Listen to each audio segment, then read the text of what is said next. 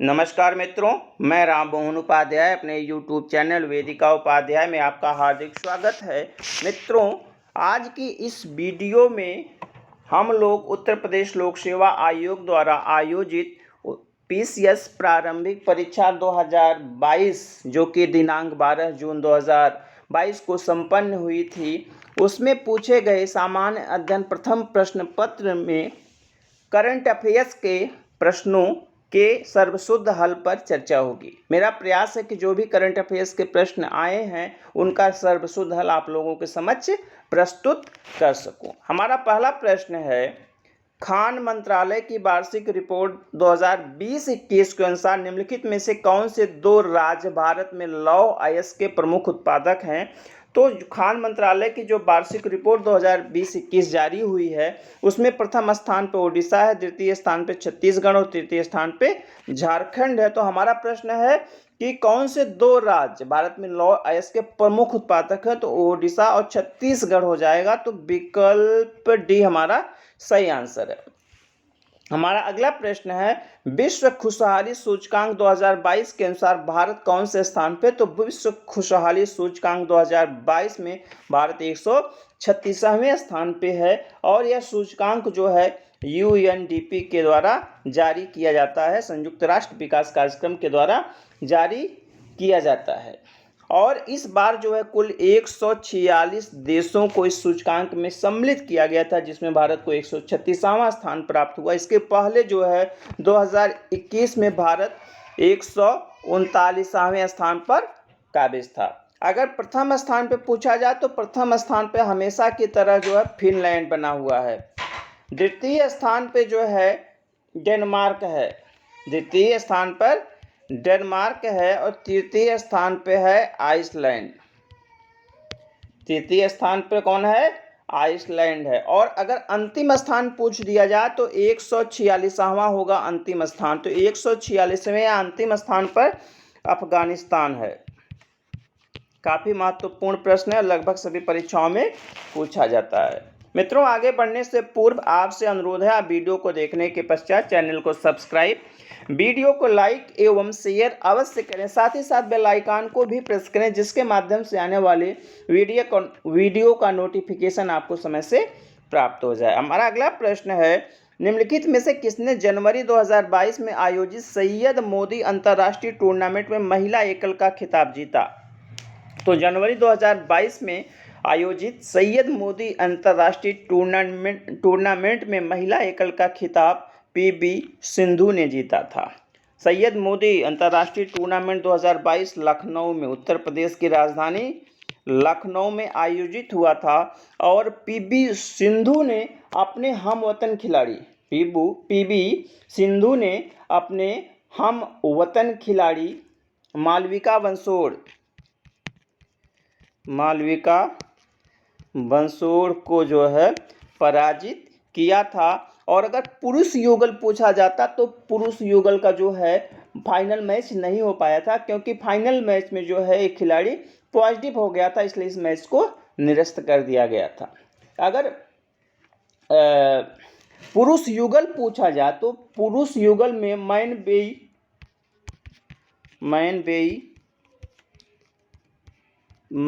बेई चोंग और टाई काई ऊन, ये दोनों जो है मलेशियाई खिलाड़ी हैं, इन्होंने जीता है। और अगर महिला युगल पूछा जाए यहाँ पे तो अन्ना चियोंग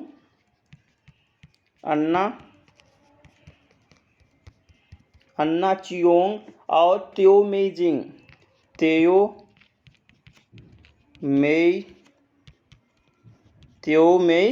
जिंग, ये भी मलेशिया के ही खिलाड़ी हैं। इन्होंने महिला युगल का जो है खिताब जीता था। अगर मिश्रित युगल पूछा जाए, मिश्रित युगल का खिताब जो है ईशान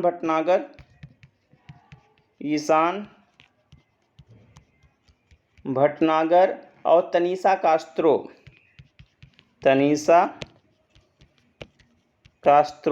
क्योंकि भारत के हैं इसलिए पूछा जा सकता, दोनों भारत के खिलाड़ी हैं। हमारा अगला प्रश्न है, 45वें विश्व ब्रिज चैंपियनशिप के संदर्भ में निम्नलिखित में से कौन से कथन सही हैं?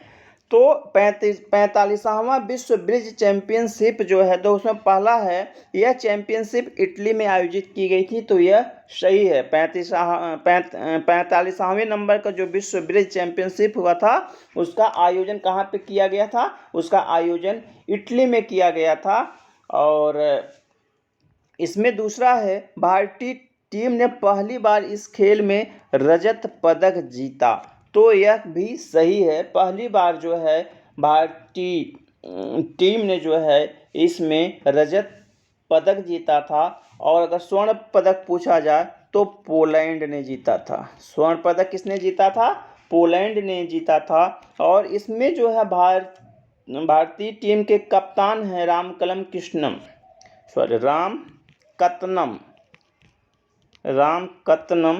कृष्णम, ये भारतीय टीम के कप्तान थे। इसके पहले जो है भारत ने जो है कांस्य पदक एक बार जीता है, जो कि चीन के वुहान में हुआ था। हमारा अगला प्रश्न है, नहीं, इसमें हमारा सही आंसर होगा 1 और 2, तो विकल्प भी हमारा सही आंसर है।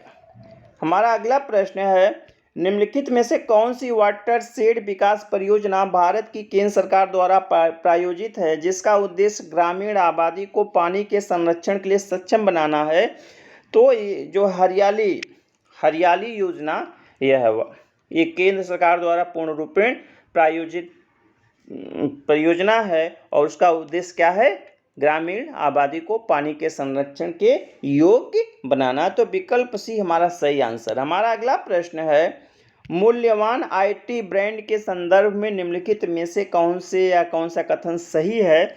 तो इसमें जो है एक्सेंचर वैश्विक स्तर पर 2022 में सर्वाधिक मूल्यवान आईटी ब्रांड है, यह सही है। एक्सेंचर जो है वैश्विक स्तर पर 2022 में सर्वाधिक मूल्यवान आईटी ब्रांड है। उसको कुल ब्रांड वैल्यू देखा जाए तो 36.2 अरब डॉलर है। 36.2 अरब डॉलर है।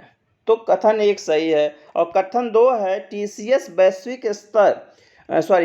वैश्विक आईटी सेवा ब्रांडों में 2022 में नंबर 2 पायदान पर है।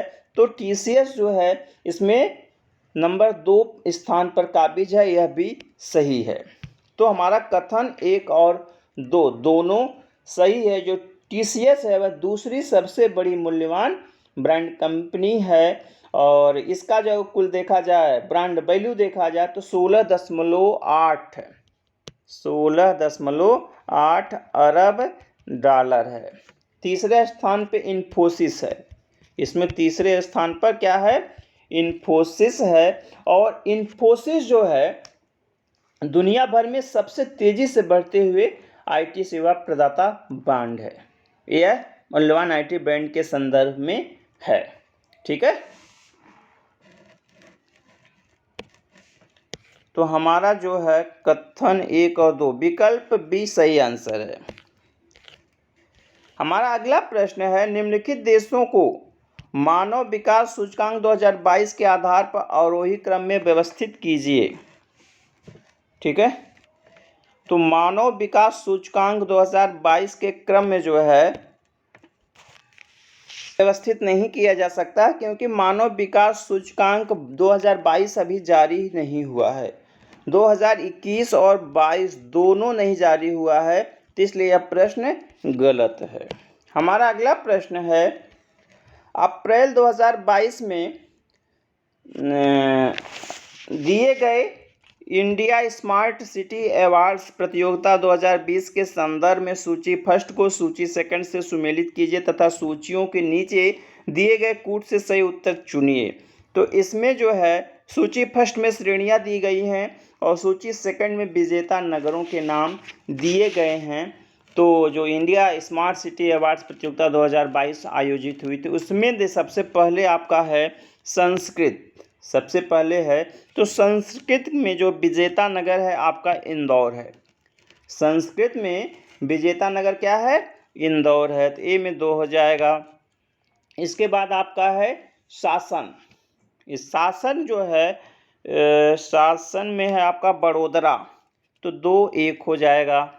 इसके बाद है सामाजिक पहलू, तो सामाजिक पहलू में है तिरुपति, तो 2 1 4 हो गया। इसके बाद है नगरीय पर्यावरण, तो नगरीय पर्यावरण भोपाल हो जाएगा। तो 2 1 4 3 हमारा सही आंसर है। 2 1 4 3 विकल्प बी हमारा सही आंसर है। इसमें जो है अगर और चीज़ अगर आप देखते हो, जैसे है कुछ अर्थव्यवस्था के क्षेत्र में है, अर्थव्यवस्था में है, तो वह हो जाएगा इंदौर। अर्थव्यवस्था में इंदौर। स्वच्छता में तिरुपति, स्वच्छता में तिरुपति। और तिरुपति जो है अभी किसी और श्रेणी में पाया था, ठीक है। और शहरी गतिशीलता में है औरंगाबाद, शहरी गतिशीलता में है औरंगाबाद, ठीक है। पानी में अगर पूछा जाए तो देहरादून, पानी में देहरादून। और राज्य पुरस्कार में देखा जाए तो उत्तर प्रदेश। केंद्र शासित या यूटी देखा जाए तो चंडीगढ़, ठीक है। इसके बाद हमारा अगला प्रश्न है, भारत में सौर ऊर्जा द्वारा संचालित पहला हवाई अड्डा, तो भारत में सौर ऊर्जा द्वारा संचालित पहला अड्डा कोचीन है, विकल्प बी हमारा सही आंसर। हमारा अगला प्रश्न है, मार्च 2022 में प्यूर्टो रिको में आयोजित मिस वर्ल्ड 2021 की विजेता निम्नलिखित में से कौन थी? तो मार्च 2022 में मिस वर्ल्ड 2021 प्रतियोगिता का आयोजन कहाँ पे किया गया था? प्यूर्टो रिको सिटी में किया गया था। और अगर देखा जाए तो क्रम में 17वां था, 17वें नंबर पे यह प्रतियोगिता आयोजित की गई थी। और इसकी विजेता जो है करोलिना बिलावस्का है, करोलिना बिलावस्का है। और करोलिना बिलावस्का जो है पोलैंड की रहने वाली है। ये भी महत्वपूर्ण है, प्रश्न आ सकता है कहाँ की है, तो पोलैंड की हैं। इसमें जो प्रथम रनर अप हैं तो श्री सैनी हैं, ये हैं श्री सैनी जो है प्रथम एक सेकंड, श्री सैनी जो है ये प्रथम रनर अप हैं। और आलिया और द्वितीय रनर अप में हैं आपकी ओलिया यासे, यह द्वितीय रनर अप में है। भारत का प्रतिनिधित्व इसमें किसने किया था? भारत का प्रतिनिधित्व जो है मनसा ने किया था। कहाँ के रहने वाली हैं? वाराणसी की रहने वाली हैं। कौन? मनसा। हमारा अगला प्रश्न है, उत्तर प्रदेश के वित्तीय वर्ष 2020-21 के बजट के संबंध में निम्नलिखित में से कौन से कथन सही हैं? तो पहला है इसमें बजट का आकार जो है 5,12,860.72 करोड़ रुपए था। 5,12,860.7 करोड़ था, तो यह सही है। दूसरा है, इस बजट में रुपया 10,967.87 करोड़ की कतिपय नई योजनाएं सम्मिलित रही। यह कथन भी सही है, ठीक है। दोनों कथन सही हैं। इस प्रकार से विकल्प 1 और 2 सही होंगे, तो 1 और 2 मतलब बी हमारा सही आंसर है। विकल्प बी हमारा सही आंसर है। हमारा अगला प्रश्न है, निम्नलिखित में से किस स्थान पर विश्व स्वास्थ्य संगठन WHO परंपरागत औषधि का वैश्विक केंद्र स्थापित करना जा रहा है? तो WHO जो है परंपरागत औषधि का वैश्विक केंद्र जो है भारत के जामनगर में, भारत के गुजरात प्रांत के जामनगर में स्थापित करने जा रहा है। 19 अप्रैल 2022 19 अप्रैल 2022 को जो है 19 अप्रैल 2022 को जो है मॉरिशस के प्रधानमंत्री, क्या नाम है मॉरिशस के प्रधानमंत्री का? प्रविंद कुमार जगन्नाथ, प्रविंद कुमार जगन्नाथ। और WHO के महानिदेशक टेड्रोस घेब्रेयेसस की उपस्थिति में जो है प्रधानमंत्री नरेंद्र मोदी ने इसकी आधारशिला रखी थी? ठीक है, काफ़ी महत्वपूर्ण प्रश्न, अन्य परीक्षाओं में भी पूछा जा सकता है। हमारा अगला प्रश्न है, लता मंगेशकर के संबंध में निम्नलिखित में से कौन सा कथन सही है? तो लता मंगेशकर के संबंध में पहला है, लंदन के रॉयल एल्बर्ट हॉल में प्रस्तुत देने वाली वह प्रथम भारतीय कलाकार थीं। तो यह गलत है। लंदन के रॉयल एल्बर्ट हॉल में प्रस्तुत देने वाला अगर प्रथम भारतीय कलाकार देखा जाए, वह तो प्रसिद्ध सितार वादक पंडित रविशंकर जी थे। ठीक है, तो और एक सेकंड, हाँ, पंडित रविशंकर थे। तो हमारा जो है कथन ए गलत है, लता मंगेशकर न होकर पंडित रविशंकर थे। दूसरा है, अंतर्राष्ट्रीय मंच पर उनका प्रथम कार्यक्रम लंदन के रॉयल एल्बर्ट हॉल में हुआ था। अंतर्राष्ट्रीय मंच पर उनका प्रथम कार्यक्रम लंदन में हुआ था, तो यह 1974 में हुआ था उनका। 1974 में यह कार्यक्रम उनका जो है एल्बर्ट हॉल में हुआ था। ठीक है, तो प्रथम कथन गलत है, दूसरा कथन सही है। तो विकल्प सी हमारा सही आंसर है। हमारा अगला प्रश्न है, अप्रैल 2022 में कोपनहेगन में पुरुषों की 200 मीटर बटरफ्लाई तैराकी स्पर्धा में भारत के किस खिलाड़ी ने स्वर्ण पदक जीता? तो अप्रैल 2022 में कोपनहेगन में पुरुषों के 200 मीटर बटरफ्लाई तैराकी प्रतिस्पर्धा में भारत के सजन प्रकाश ने स्वर्ण पदक जीता था। भारत के सजन प्रकाश ने जो है स्वर्ण पदक जीता था, और यह जो है केरल के रहने वाले हैं। यह प्रश्न पूछा जा सकता, सजन प्रकाश कहाँ के रहने वाले हैं। और द्वितीय स्थान पे जो है इस प्रतियोगिता में द्वितीय स्थान पर वेदांत थे। वेदांत जो है प्रसिद्ध अभिनेता टी माधवन के पुत्र हैं। हमारा अगला प्रश्न है, India state of forest report 2021 के अनुसार निम्नलिखित में से किस राज्य ने पिछले 2 वर्षों में वन क्षेत्र में अधिकतम वृद्धि दर्ज की है? तो सबसे ज़्यादा जो है पिछले 2 वर्षों में आंध्र प्रदेश ने वृद्धि दर्ज की है, लगभग 647 वर्ग किलोमीटर। 647 वर्ग किलोमीटर जो है वन क्षेत्र आंध्र प्रदेश में बढ़ा है। इसके बाद तेलंगाना है, नंबर 2 पे आ जाएगा आपका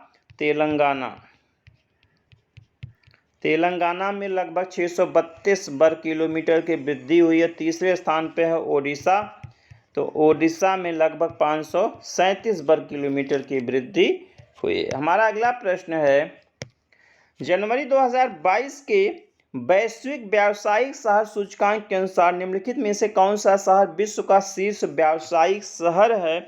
तो वैश्विक व्यावसायिक शहर सूचकांक 2022 के अनुसार विश्व का शीर्ष व्यावसायिक शहर है हांगकांग। विकल्प बी हमारा सही आंसर है। द्वितीय स्थान पे है लंदन, दूसरे स्थान पे है लंदन, और तृतीय स्थान पे है पेरिस। हमारा अगला प्रश्न है, अप्रैल 2022 में निम्नलिखित में से कौन तंजानिया की पहली महिला अध्यक्ष प्रेसिडेंट बनी है? तो यह प्रश्न भी गलत है, सामिया सुलूहू हसन। विकल्प सी, सामिया सुलूहू हसन जो है अप्रैल 2021 में तंजानिया की पहली महिला प्रेसिडेंट बनी है। तो इस हिसाब से अगर 21 को देखा जाए तो विकल्प सी हमारा सही आंसर होगा, नहीं तो प्रश्न गलत है। हमारा अगला प्रश्न है, केयबुल लामजाओ राष्ट्रीय उद्यान निम्नलिखित में से किस झील में अवस्थित है? तो केयबुल लामजाओ राष्ट्रीय उद्यान जो है मणिपुर की लोकटक झील में अवस्थित है। मणिपुर के बिष्णुपुर जिले में विश्व का इकलौता तैरता हुआ राष्ट्रीय उद्यान कौन सा है? केयबुल लामजाओ राष्ट्रीय उद्यान है। और यह संकटग्रस्त संगई जो है हिरण के एक प्रजाति है, उनके लिए जो है या उनका एकमात्र निवास स्थान है। संकटग्रस्त संगई का एकमात्र निवास स्थान है क्या? केयबुल लामजाओ राष्ट्रीय उद्यान। हमारा अगला प्रश्न है, वर्ष 2022-23 में केंद्रीय विश्वविद्यालयों में स्नातक प्रवेश के लिए एकल खिड़की प्रवेश परीक्षा का नाम क्या है? तो CUET है और NTA नेशनल टेस्टिंग एजेंसी के माध्यम से इस परीक्षा का आयोजन होगा। CUT मतलब सेंट्रल यूनिवर्सिटी एंट्रेंस टेस्ट, इसका फुल फॉर्म है। हमारा अगला प्रश्न है, सूची फर्स्ट को सूची सेकंड से सुमिलित कीजिए तथा सूचियों के नीचे दिए गए कूट से सही उत्तर चुनिए।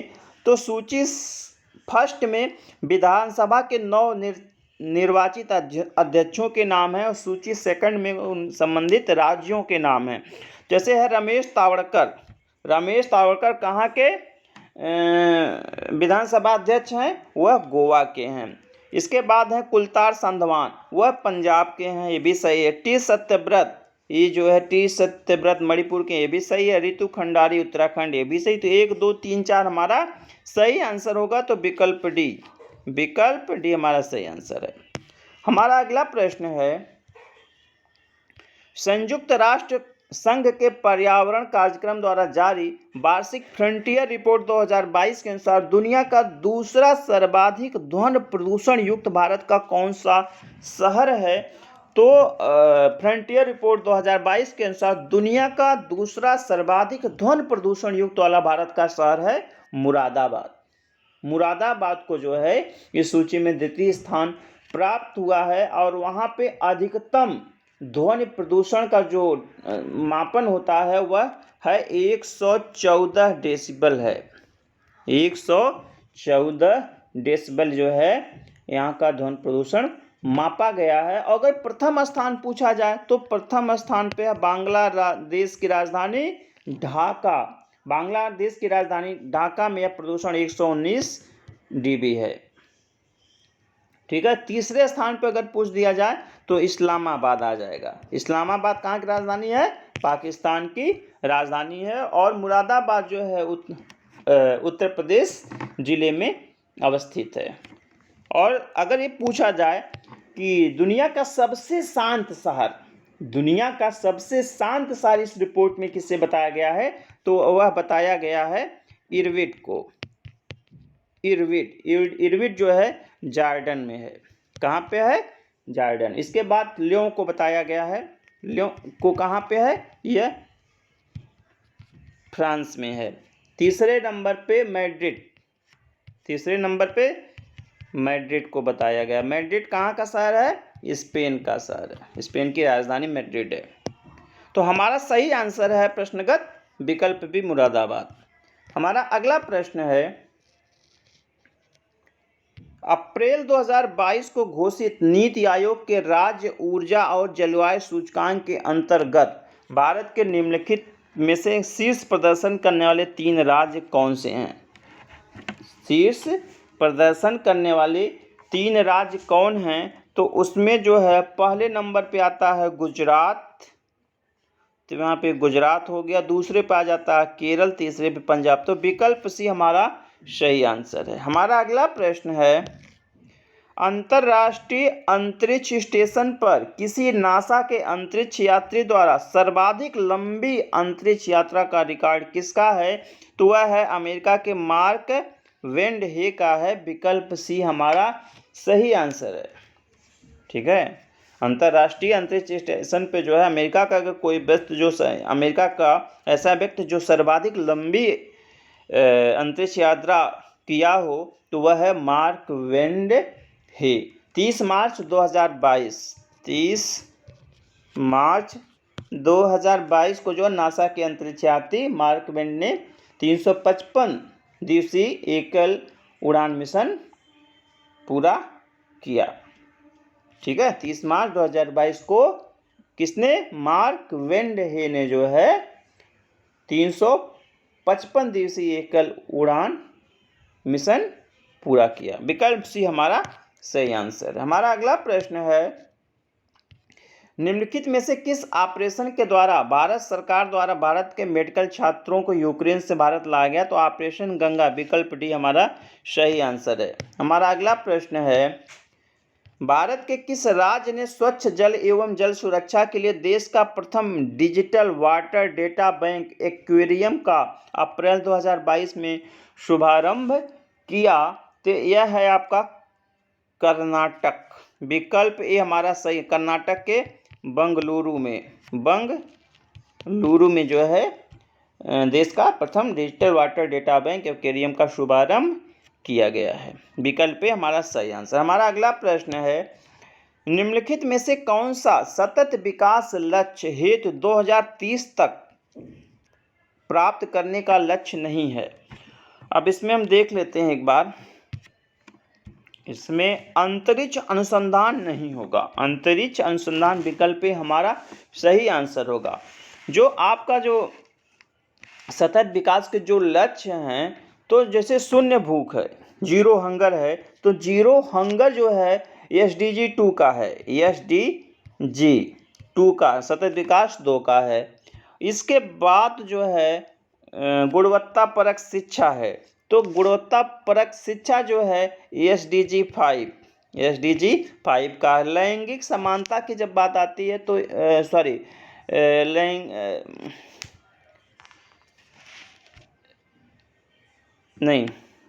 SDG 5 जो है लैंगिक समानता से है, SDG 5 लैंगिक समानता से है, और SDG 4 जो है गुणवत्ता परक शिक्षा से, SDG 4 गुणवत्ता परक शिक्षा से। एक बार मैं फिर से बता देता हूँ जी, आपका जो शून्य भूख है SDG 2 है, ठीक, गुणवत्ता परक शिक्षा है SDG 4 है, और लैंगिक समानता SDG 5 है। हमारा अगला प्रश्न है, बिम्स्टेक के संदर्भ में निम्नलिखित में से कौन सा कथन सही है? तो PM नरेंद्र मोदी ने 5वें बिम्स्टेक शिखर सम्मेलन को 30 मार्च 2022 को संबोधित किया। तो यह कथन जो है सही है कि 30 मार्च 2022 को प्रधानमंत्री नरेंद्र मोदी ने बिम्स्टेक के 5वें शिखर सम्मेलन में भाग लिया और उसको संबोधित किया। तो यह विकल्प 1 सही है। और विकल्प 2 है, 5वें बिम्स्टेक शिखर सम्मेलन की अध्यक्षता भारत ने की थी। तो यह अध्यक्षता जो है भारत ने नहीं की थी, बल्कि श्रीलंका ने की थी। यह अध्यक्षता किसने की थी?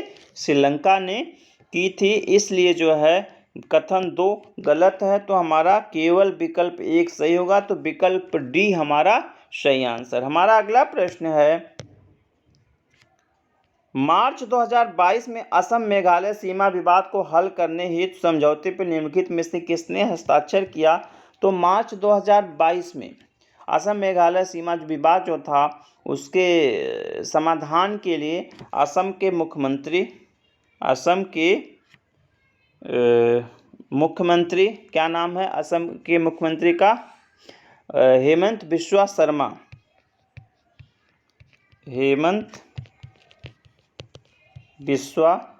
शर्मा या शर्मा, जो भी ऐसे लिखा जाता है, ठीक है।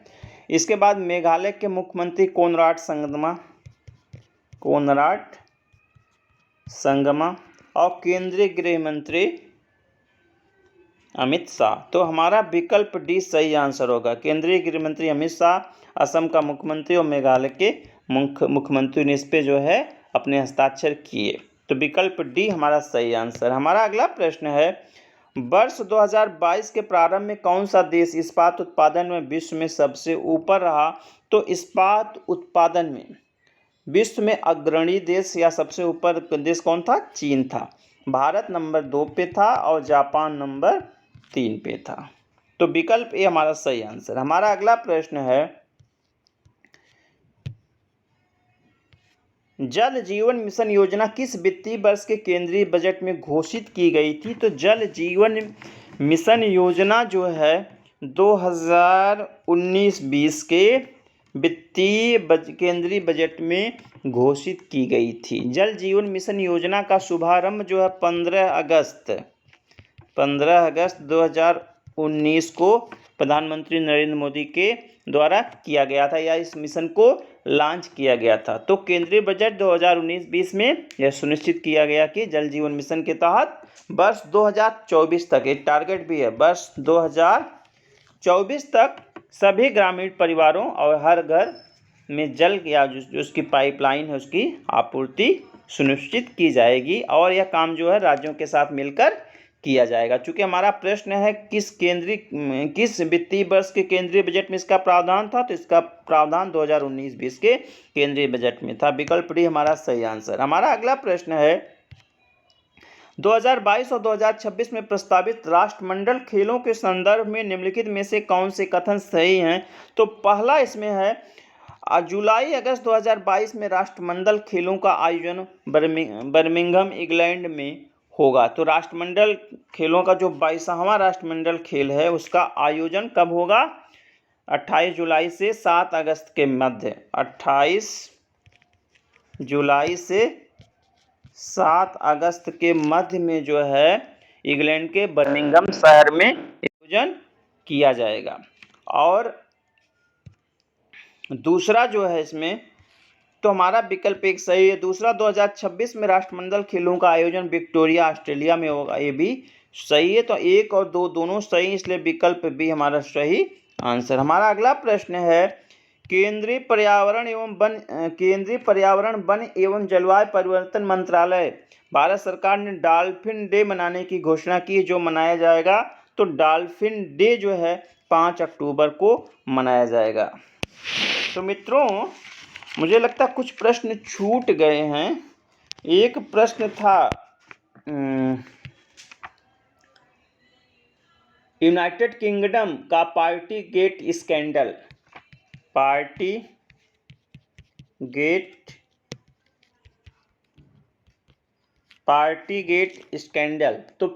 गेट स्कैंडल क्या है पूछा गया था। तो पार्टी गेट स्कैंडल जो है ब्रिटिश प्रधानमंत्री बोरिस जॉनसन द्वारा कोविड-19 मानदंड के उल्लंघन करने से हुआ था। बोरिस जॉनसन पर यह आरोप लगाया गया था कि कोरोना प्रसार को रोकने के लिए लगाए गए